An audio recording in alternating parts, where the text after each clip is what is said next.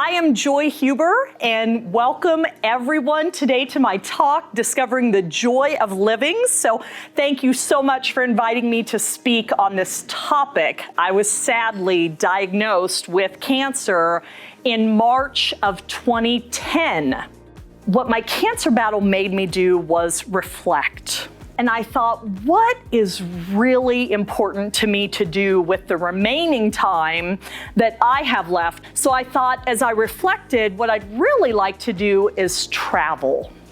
And helping people, helping women like me do more safe and successful solo travel, not waiting for others to be available to go, but having the confidence and the tips to go on their own. I always tell people when they are starting to start small. So consider maybe how long you go if you're just starting to travel on your own.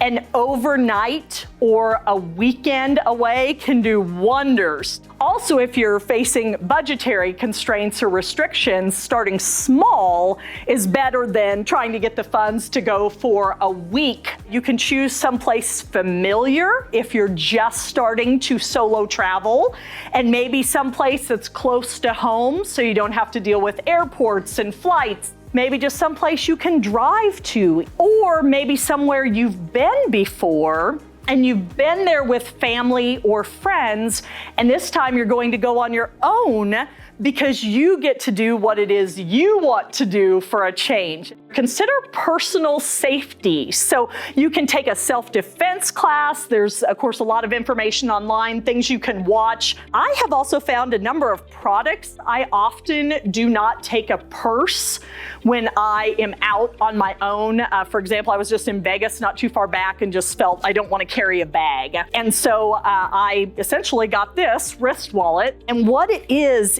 this zippered pouch where I can just drop in my ID, my health insurance card, a credit card, so I've got some money if I'm out shopping or doing any experiences. I've also come across this scarf that I often wear. I call it my kangaroo pouch because this has, of course, a ton more room.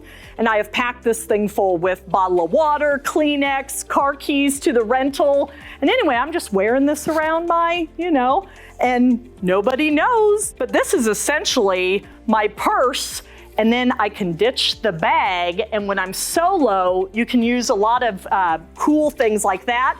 So how do I pay for this if there's no one with me to share expenses? So some of my tips in that area include traveling during the week versus on the weekend, and also during off-season as opposed to during the season. I pulled into Wisconsin Dells, Wisconsin one year on Labor Day, and everyone else was packing up and heading out. The kids were going back to school.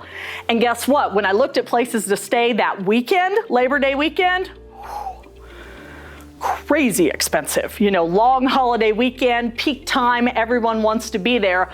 I arrived on Monday. I arrived on Labor Day, and I stayed that week. It was probably half price. I was there during the exact same time. I enjoyed the fall weather, the cool, crisp, the beautiful leaves, and I saved a lot of money. Also, when you get the visitor's guides, you can look for coupon codes. A lot of times you can find Groupons or coupons for different activities that you want to do, and that's another way to be able to save. So there are a lot of tips that I share now to help more travel solo safely and confidently.